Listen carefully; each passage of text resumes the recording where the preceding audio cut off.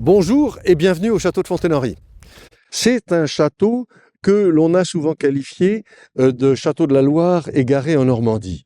En réalité, cet aspect Renaissance que l'on évoque est trompeur. C'est un château médiéval, construit en 1200, un ensemble castral composé d'une grande chapelle, elle est de style gothique primitif, un logis qui est ici, on en voit le dessin, et il y avait une grande salle dans mon dos, et cette grande salle a disparu à la fin de la guerre de Cent Ans, je ne sais pas exactement dans quelles circonstances.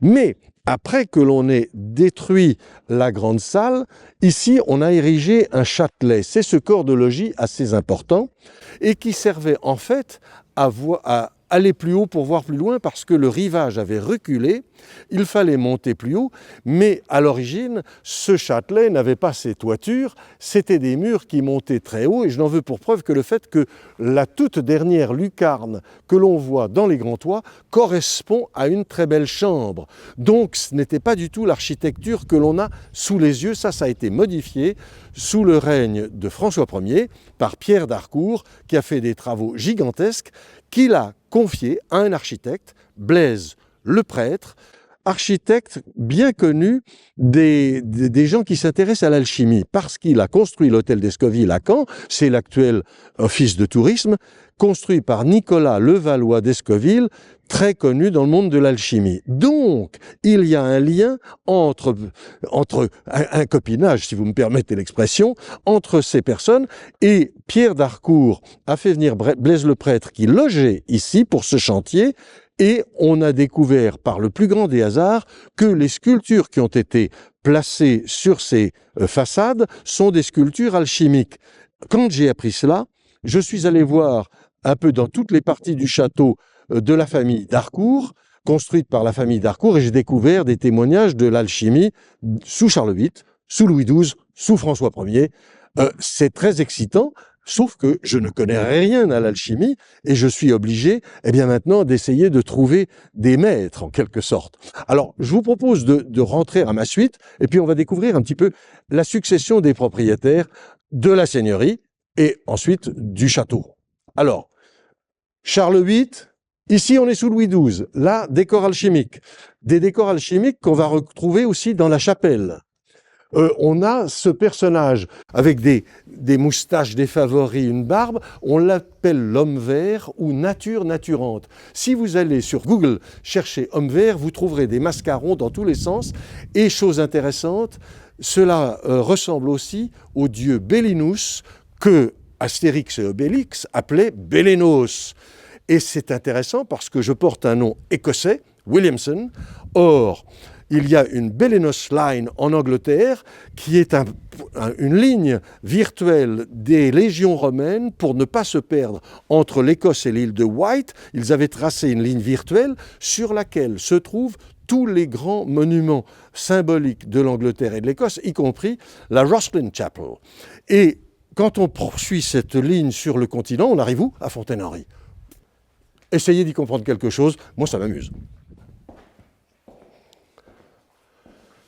Alors nous arrivons dans le grand vestibule, qui ne fut pas toujours un grand vestibule, mais enfin on ne va pas rentrer dans tous les détails, simplement. Je vais attirer votre attention sur le fait que sur le manteau de la cheminée ont été sculptées et peintes les armoiries de toutes les familles qui ont possédé cette seigneurie, ou cette propriété, depuis 1200 jusqu'à nous autres. C'est mon grand-père qui a fait faire cet habillage de la cheminée, qui était en réalité l'âtre de la grande salle disparue à la fin de la guerre de Cent Ans, mais c'était une cheminée pas très commode, elle faisait 6 mètres sur 3. Bon, on commence avec les Tilly, famille qui s'éteint pendant la guerre de Cent Ans. Succèdent aux Tilly les d'Harcourt, bien connus, c'est la branche de l'actuel duc d'Harcourt, c'est la branche dite de Beuvron. Branche éminemment puissante et qui a le titre de duc alors que la branche aînée a le titre de marquis, c'est amusant. Ensuite, vous avez les Moret, 16e, 17e siècle, des Bretons, Boutier-Château d'Assy, on voit leurs hermines. Les Montéclair, famille de Caen qui existe toujours, ils ne sont peut-être plus à Caen, mais enfin c'est une famille qui existe, qui transmet aux Margueries, qui existent toujours. J'ai eu des Margueries parmi mes visiteurs, maintenant le nom s'écrit avec un Y. Là, on est à l'époque de la Révolution. La châtelaine ici, qui a les droits seigneuriaux, est une personne qui ne s'est pas mariée. Elle s'appelle Louise-Marie-Henriette de Marguerie de Vassy et elle est protégée par les habitants de Fontaine-Henry qui ne souhaitent pas qu'elle se fasse raccourcir, c'était le terme, et elle doit juste faire marteler les armoiries qui se trouvent dans le château ou sur les façades pour éviter d'afficher son appartenance à la noblesse qui serait un petit peu préjudiciable. Elle n'est pas mariée, elle adopte un neveu qui s'appelle Henri de Carbonel de Canizy, qui est un collectionneur absolument fanatique de peinture. Il a une collection merveilleuse, il a collectionné, j'ai compté 500 gravures. Mais en 1972, nous allons être cambriolés et 22 de ces peintures vont être volées, ainsi que 2 porcelaines. Et je vais même un jour recevoir la visite du fils de la cambrioleuse en chef qui va venir en quelque sorte se confesser parce qu'il en avait par-dessus la tête d'une famille qui ne faisait que des exactions, qui ne faisait que de commettre des actes de violence. Et il a dit un jour, lors d'une succession qui se passait violemment dans sa famille, eh bien, puisque c'est comme ça, je vais balancer tout ce que je sais à la police et aux victimes. Alors je n'ai pas pour autant retrouvé les objets volés en 72, mais je suis quand même content d'avoir eu cette espèce de confession, d'autant qu'en 72, ma grand-mère était toujours de ce monde, ça lui a fait un tel choc qu'on m'a dit qu'elle n'était plus tout à fait la même personne, je n'étais pas sur place, et elle a trébuché un soir en rentrant dans sa chambre et elle ne s'est jamais relevée. Et donc, ce cambriolage va bien au-delà de la perte d'objets matériels. Ma grand-mère était donc née Hermine de Cornulier, fille de Jean et petite fille de Gontran de Cornulier. Ça vous dit quelque chose, Cornulier, si vous connaissez un petit peu les courses hippiques? Eh bien oui. Jean de Cornulier, mon grand-père, Gontran, mon bisaïeul, ont été présidents de la Société d'encouragement du cheval de demi-sang, qui présidait aux destinées de toute la filière trot. Les courses de trot ont été créées par Gontran de Cornulier, le marquis de Croix et quelques autres personnages qui étaient des amateurs de chasse à course, c'était des veneurs. Et ils ont constaté que la guerre de 1870, notre première guerre contre l'Allemagne, appauvrissait les campagnes françaises et il fallait coûte que coûte trouver des compléments de revenus pour les paysans. Qu'est-ce qu'on fait? On ne peut pas agrandir leurs champs. Alors quoi? Leur faire élever des chevaux de course. Oui, mais pas des pur-sang, c'est beaucoup trop fragile un pur-sang. Des trotteurs. Or, on était chasseurs à court, on était veneurs à la chasse à court. Qu'est-ce qu'on fait? On va au grand trot très vite et très longtemps. Donc, on a des chevaux qui ont de la vitesse et du fond. Ni une ni deux, on va sélectionner des juments qui ont une très belle allure de trot, on va les mettre à la reproduction et la ferme Bâtard, à l'autre bout du village de Fontaine-Henry, devient un des hauts lieux de production de poulains de courses de trot. Et on crée des hippodromes pour faire connaître ces élevages localement et faire une espèce de cursus honorum pour ces élevages en faisant participer les poulains à des petites courses, puis quand ils en gagnent une, on va dans un hippodrome un peu plus grand, donc vous avez Cabourg, Lisieux, Caen, Charolles, Vincennes. Et c'est à Vincennes que se trouve le dernier dimanche de janvier le championnat du monde de trot monté, qui est le prix de Cornulier en mémoire de ces personnages. Mais il ne faut pas oublier qu'à l'origine de cette passion à répercussion sociale constructive, c'est la vénerie. Donc on n'est pas dans les idées reçues où vous avez un veneur qui toise du haut de son mépris, le bas peuple, etc. Pas du tout. On fait cause commune avec la paysannerie, on est issu de la paysannerie. Et ça, c'est quelque chose de très satisfaisant, je veux dire. Et le gendre de Jean de Cornulier, c'est Pierre d'Oliançon, mon grand-père, qui est arrivé ici en 1898 par son mariage. Et Pierre d'Oliançon, c'est un des noms du syndicalisme paysan, un des noms des fondateurs.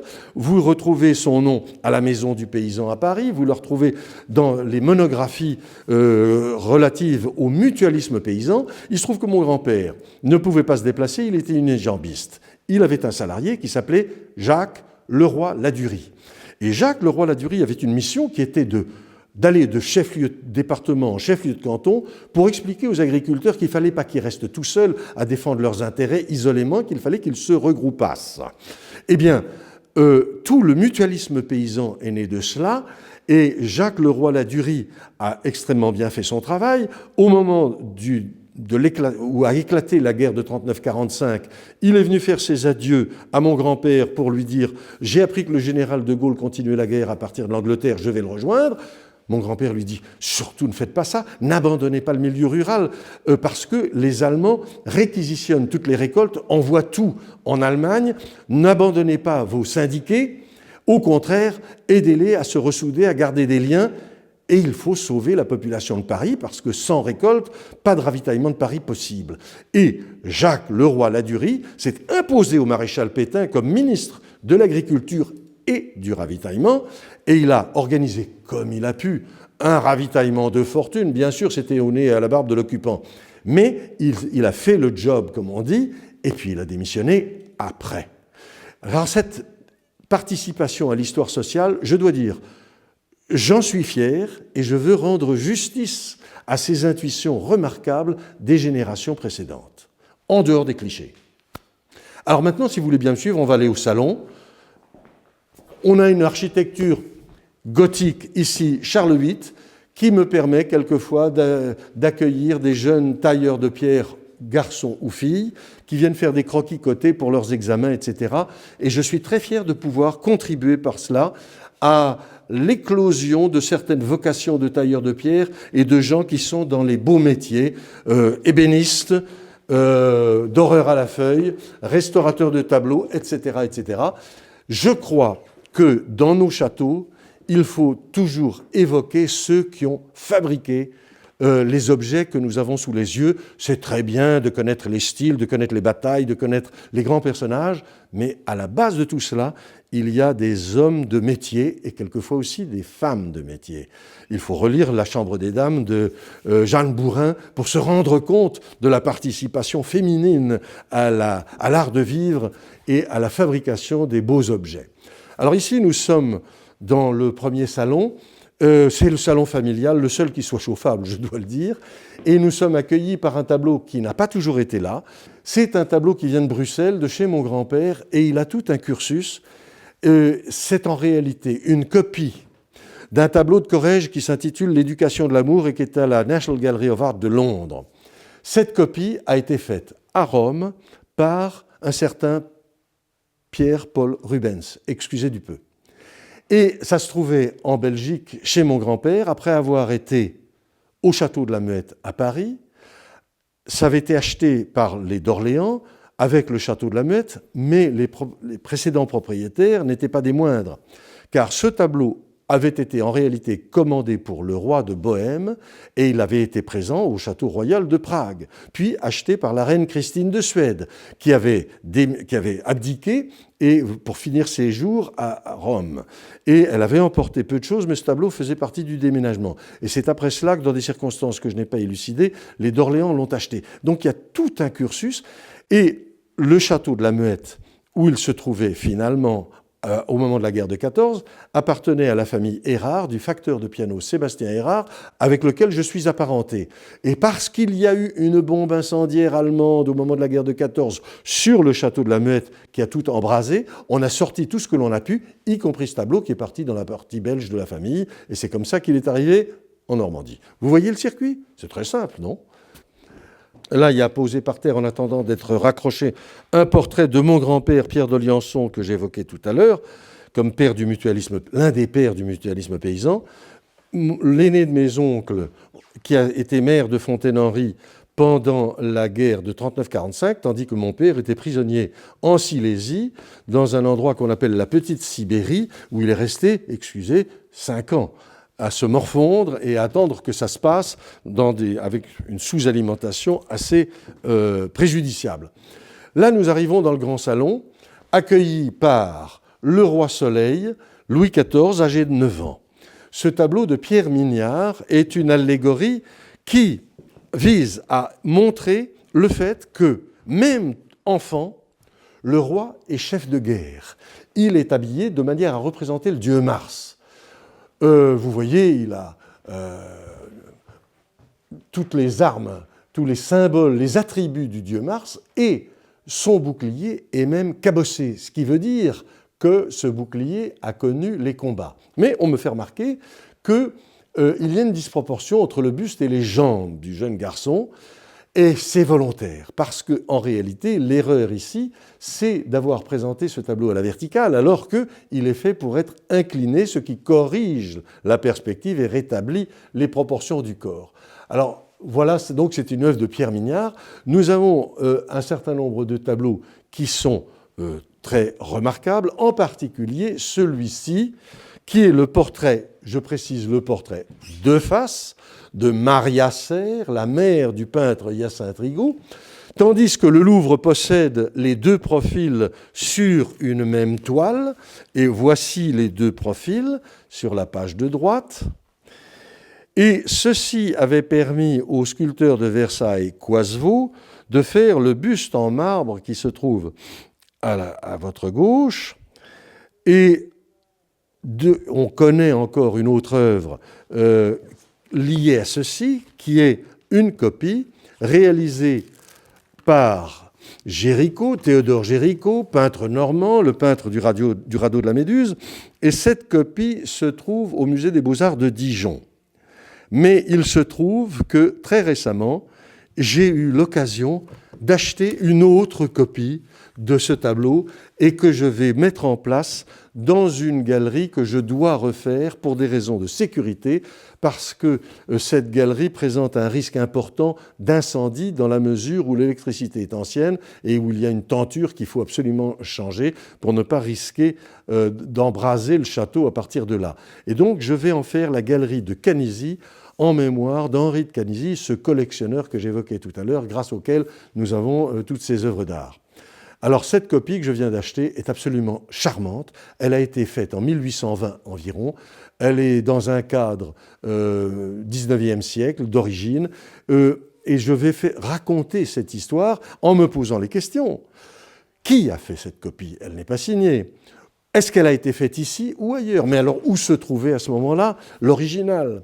Est-ce que c'était un ami de Géricault? Il avait un ami qui s'appelait Charlet. Peut-être est-elle de Charlet. On va voir cela. Là, nous avons, je dirais, un bout de laine et on tire pour voir s'il n'y a pas toute une pelote. Et au milieu de la pelote, il peut y avoir des points d'interrogation. C'est une intrigue policière, en quelque sorte, et ça rend la vie de château, je dois dire, très amusante. Et on est toujours heureux de partager ces petites choses-là.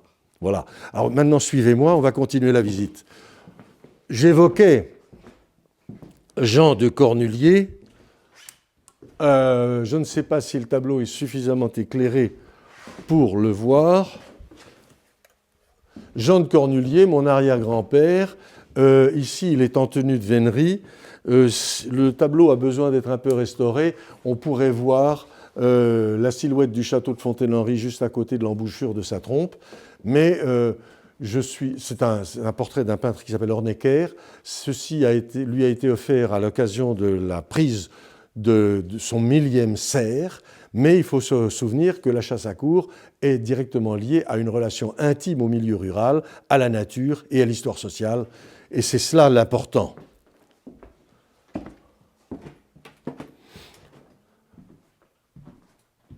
Alors ici, nous avons un tableau qui est un infirme des guerres napoléoniennes. J'attends de voir qui est l'auteur. Est-ce que c'est Charlet? Est-ce que c'est Géricault? C'est l'entourage de Géricault, en tout cas. Le collectionneur de tableaux, le voici, c'est Henri de Carbonel de Canisy, avec des petits tableaux de sa main. Il peignait en amateur. Il n'était pas mauvais en peinture. Bon, il avait des problèmes un peu avec la perspective. Et là, on retrouve la copie dont j'ai fait l'acquisition en vente aux enchères sur Internet. Et là, on a une gravure faite par Drevet, commandée par Hyacinthe Rigaud lui-même, parce qu'il faisait représenter les tableaux des membres de sa famille avec une mise en place flatteuse, de manière à faire sa publicité auprès des gens de la cour. Ceci est un flyer. Alors, maintenant, voilà des tableaux parmi ceux qui nous ont été volés. Il y a un Rubens dont j'avais la gravure, c'est La Chute des Anges, un autoportrait de Ducreux, une petite demoiselle par Greuze. Je trouve ce portrait extrêmement émouvant et je ne crains pas de dire que c'était mon premier béguin. Ici, vous avez un tableau de l'entourage de Murillo, de l'entourage de Chardin, etc. etc. Tout cela a été volé et évidemment, c'est unique objet de mon ressentiment. Ici, quelques souvenirs de la Révolution, avec la photo de la marquise de Cornulier, née Mademoiselle de Saint-Pern, qui est pratiquement montée sur l'échafaud. Elle était dans la charrette et elle a dit aux gardes qu'elle attendait un enfant.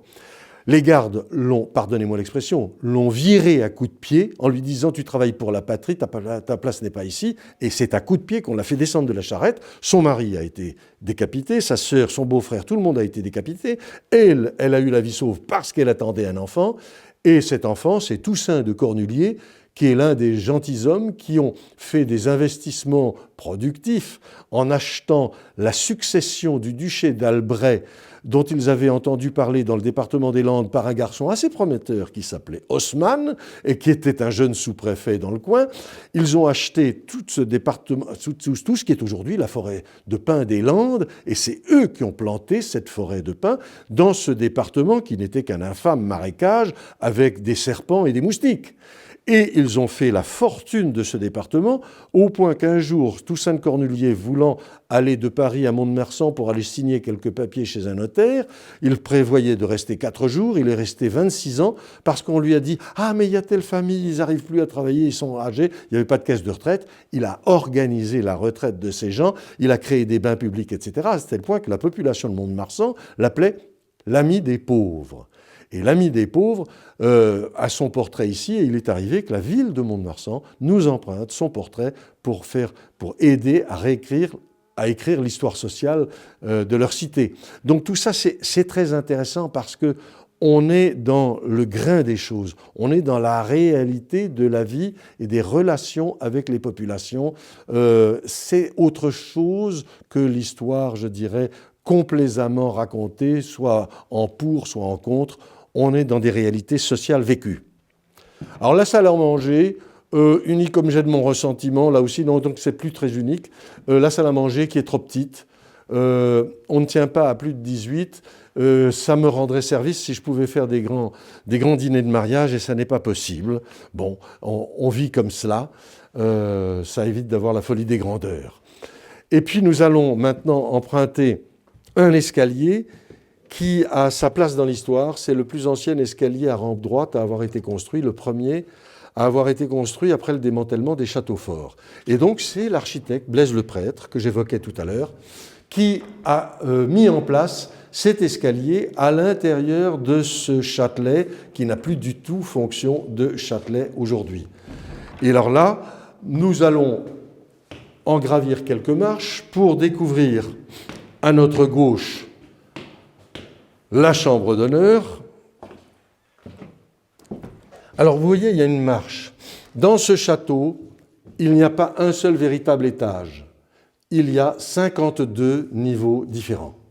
Et ceci, j'ai été obligé de l'établir en réponse au fisc qui prétendait qu'on sous-évaluait les choses au motif qu'on pourrait transformer ce château en hôtel de luxe. 52 niveaux avec des risques de se casser la figure, impossibilité d'avoir des tables roulantes ou des aspirateurs traîneaux, non, il n'y a pas d'hôtel de luxe qui tienne. Alors, bon, ça m'a permis, il a quand même fallu que j'écrive au ministre de l'économie et des finances, qui m'a donné raison. Enfin, j'ai fait signer la lettre par mon père qui était très âgé, qui était aveugle, mais il a quand même signé là où je lui demandais de signer après avoir pris connaissance du contenu. Le ministre m'a donné raison. Je peux bien citer son nom, Dominique Strauss-Kahn. Ici, nous avons une cheminée de 36 mètres environ de conduit, puisqu'il y a environ 16 mètres, 32 mètres, environ 16 mètres derrière les façades et encore 16 mètres dans les charpentes. Il y a les armoiries Harcourt et Lenoncourt, puisque Pierre d'Harcourt, en 1544, a épousé Marie de Lenoncourt, et il y a la devise bien connue des d'Harcourt, Gesta verbis praevenient, les actes prévalent sur les paroles. Donc c'est cette chambre que nous appelons la chambre d'honneur, avec ici un carreau de dentelière pour évoquer cette activité très répandue dans notre campagne des dames des villages qui faisaient de la dentelle pour faire de l'argent sonnant et trébuchant. Et il y avait des négociants en dentelle, notamment à Courseulles-sur-Mer. Il y avait encore une façade d'une maison de négoce de dentelle il n'y a pas très longtemps. Maintenant, on ne voit plus cette façade, mais c'est de la dentelle typiquement locale, de la dentelle de Cancourseul, qui est distincte de celle de Bayeux, qui est distincte de celle du Puy ou de celle d'Alençon. Donc c'est de la dentelle locale, c'est encore l'histoire locale qui est présente ici.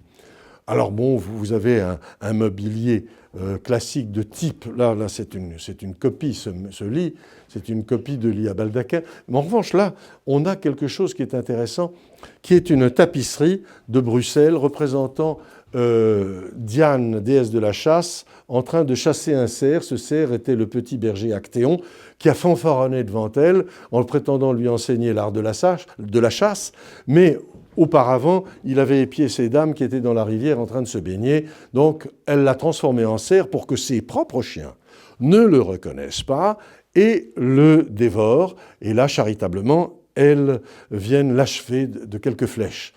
Je ne sais pas pourquoi, à ces époques-là, on aimait les petites histoires saignantes pour endormir les enfants le soir, de même que celle qu'on va retrouver sur le palier et pour laquelle le guide vert Michelin nous attribue une étoile. On a 2 étoiles pour le château, mais le guide vert attribue une étoile à ce petit groupe sculpté, Judith et Holoferne. Alors, je vous reporte à ce livre de la Bible, Judith et Holoferne, mais ici, ce qui est assez savoureux, c'est l'explication. On voit ici le portrait de Judith la vertueuse, comme par un hautain fait coupa la tête fumeuse d'Holoferne, qui l'heureuse Jérusalem eut défait. La tête fumeuse, c'est la tête encore fumante. Elle vient de le décapiter, le sang gicle, ruisselle, et il fume dans la nuit de cette fête organisée par Holoferne qui comptait séduire la belle et courageuse Judith. Et vous avez une conclusion qui évoque un sketch de Fernand Reynaud. L'heureuse Jérusalem eut défait. Ben non, il n'a pas réussi à défaire Jérusalem. La petite ville de Béthulie aura eu raison des prétentions de Nabuchodonosor de prendre le contrôle de l'ensemble du Proche-Orient sous sa seule autorité. Non, c'est une très belle histoire, mais pourquoi aimait-on tellement ces histoires saignantes? Judith et Holoferne, vous la retrouvez partout, vous les retrouvez partout. J'ai une gravure ici sur le même sujet, à l'hôtel d'Escoville que j'évoquais tout à l'heure. Blaise le prêtre a mis, c'est lui qui a fait mettre cette sculpture, et peut-être qu'il l'a sculptée.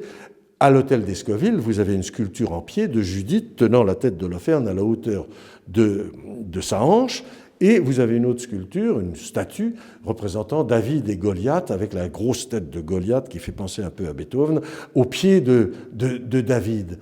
Et je me suis laissé dire, mais sous toute réserve, qu'en termes d'alchimie, la décapitation est promesse de renaissance. Bon.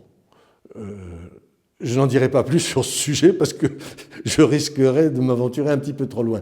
Mais j'ai tout à apprendre, et ça, c'est ce qui m'amuse dans ce métier de châtelain conservateur. Je tiens à reprendre ce terme, parce qu'il y avait eu un ministre des Affaires culturelles, Jean-Philippe Lecat, qui avait beaucoup étudié, paraît-il, le projet de créer un statut de châtelain conservateur, conscient qu'il était que l'État ne pouvait pas reprendre tous les monuments historiques à sa charge. Un propriétaire est beaucoup mieux placé et beaucoup plus dévoué qu'un salarié pour entretenir et animer un château, et le statut de châtelain conservateur serait un projet à reprendre. Alors nous voici sur la tour nord-est du château, un endroit réservé à quelques initiés, quelques happy few. Alors c'est un endroit d'où on a une vue assez intéressante sur le paysage alentour et qui pour moi évoque des souvenirs liés à la guerre de 39-45, que je n'ai pas connue, mais ces toits ont été perforés par des obus d'un coup de semonce tiré par des Canadiens pour s'assurer qu'il n'y ait pas de mitrailleuse cachée sur cette terrasse, alors qu'ils avaient aperçu un de mes cousins germains qui, ayant enfreint toutes les interdictions, avait montré le bout de son nez par-dessus le parapet, tellement il était excité par la profusion de blindés totalement inédits qui déferlaient des plages du secteur Juno Beach, c'est-à-dire Courseulles et Bernières-sur-Mer. Mais là, nous sommes au pied des toits dont les charpentes sont les plus hautes de France, c'est-à-dire que sur l'ensemble de la portée des charpentes, il y a 16 mètres de hauteur et vous allez voir de l'intérieur si ce n'est pas impressionnant. Alors je vous invite à me suivre, c'est un petit peu contourné, mais ces charpentes ne sont pas un grenier, ne sont pas uniquement une toiture. On voit qu'à l'origine, ceci était fait pour être habité. Vous avez des traces de plafonnage, vous avez une structure en berceau avec des pointes qui montrent qu'il y avait du petit bois et que c'était recouvert de plâtre, un plafonnage, et vous avez une cheminée. Alors, chose extraordinaire dans ce château, dans toutes les pièces qui aujourd'hui ont une apparence de grenier, il y avait des cheminées. Celle-ci a été maintenue en place, elle n'est plus en très bon état, elle n'est plus fonctionnelle, mais dans les autres greniers, il y avait des cheminées que mon père a fait démonter pour les utiliser, des cheminées du XIVe siècle, d'après moi, et que l'on utilise dans d'autres bâtiments, et qui sont, je dois dire, très élégantes. Mais là, on a peine à imaginer la manière dont on accédait à cette chambre, parce qu'il faut bien l'appeler comme cela, étant donné qu'aujourd'hui, on a un petit escalier en colimaçon et qui est interrompu. Voilà, bon. Donc, ce côté inachevé, ou du moins que l'on a interrompu, ça fait aussi partie de cet ensemble de recherches qui pimentent mon existence de tous les jours, parce que, où que j'aille, j'ai des questions sans réponse, ou dont j'ai un élément de réponse, mais je n'ai pas la totalité. Je dois dire, je ne pense pas être à plaindre. Alors en fait, il faut que je vous montre quelque chose d'important, c'est l'installation du château des origines. Regardez ici, vous avez un gros contrefort.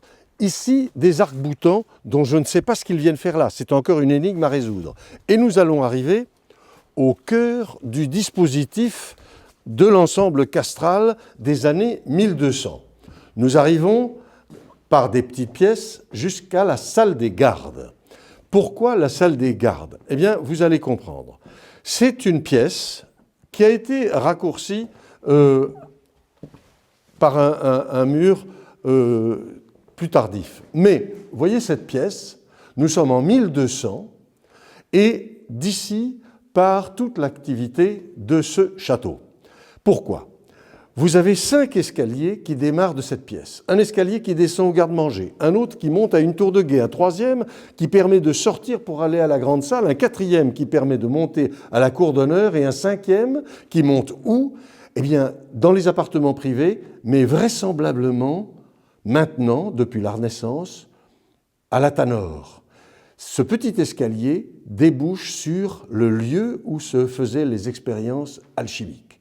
Alors ça, je le sais depuis très peu de temps. Et puis, venez voir, il y a encore ici un passage muré. C'est un souterrain. Alors il est bien muré, mais on sait que c'est un souterrain sur lequel on a raconté beaucoup de bêtises. En réalité, ce souterrain permettait de passer sous les remparts et d'aller dans une maison amie, dans la cave à cidre. Éventuellement, c'est une femme ou un personnage déguisé en femme qui allait chercher ses brocs de cidre, mais en réalité, allait chercher du secours si on était encerclé. Et puis, autre détail, vous avez des voûtes, alors on est dans les débuts de l'art gothique, hein. Ce sont des croisées d'ogives, mais encore terriblement sommaires. Ce n'est pas très décoré, ça n'est même, pour ainsi dire, pas du tout. Si, un petit peu là. Mais vous avez des clés de voûte percées de trous cylindriques, d'où l'on voit apparaître des bouts de quelque chose. Ces bouts de quelque chose, c'était des attaches correspondant à des poulies qui permettaient de hisser, grâce à des cordes que l'on retenait à des anneaux comme celui-ci, vous en avez un peu partout, de manière à avoir donc des plateaux qui protégeaient de l'humidité et des rats toutes les marchandises que l'on voulait mettre en sécurité pour s'approvisionner et ensuite partir à son travail. Pas de cheminée murale dans cette pièce, car ces cheminées murales que nous connaissons tous n'ont été implantées qu'à la fin du XIIIe siècle. Ici, on en est au tout début du XIIIe siècle, voire à la fin du XIIe. En revanche, on utilisait des braseros avec du charbon de bois, et notamment à l'endroit où nous sommes, on voit une sorte de soupirail, et c'était vraisemblablement l'endroit où on pouvait faire du feu avec une évacuation naturelle de la fumée par le soupirail. Donc, c'était vraiment le nœud de communication de l'ensemble du domaine.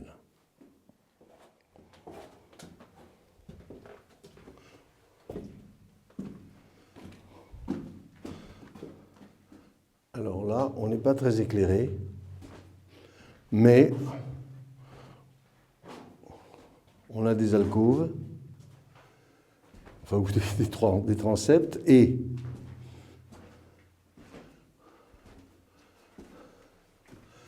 là, au cerf blanc,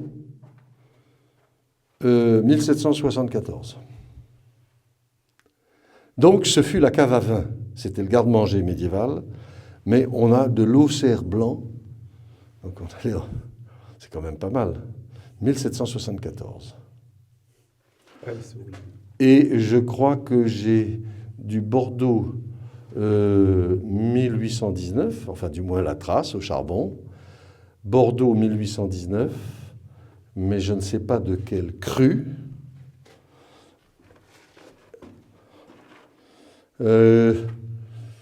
J'avais vu aussi d'autres appellations de Bourgogne fort sympathiques, dans des millésimes pluriséculaires. Là, il y avait du champagne. À Meursault, 1832. Et un 1833, mais je n'arrive pas à bien lire ce que c'est. J'ai peur de dire des bêtises.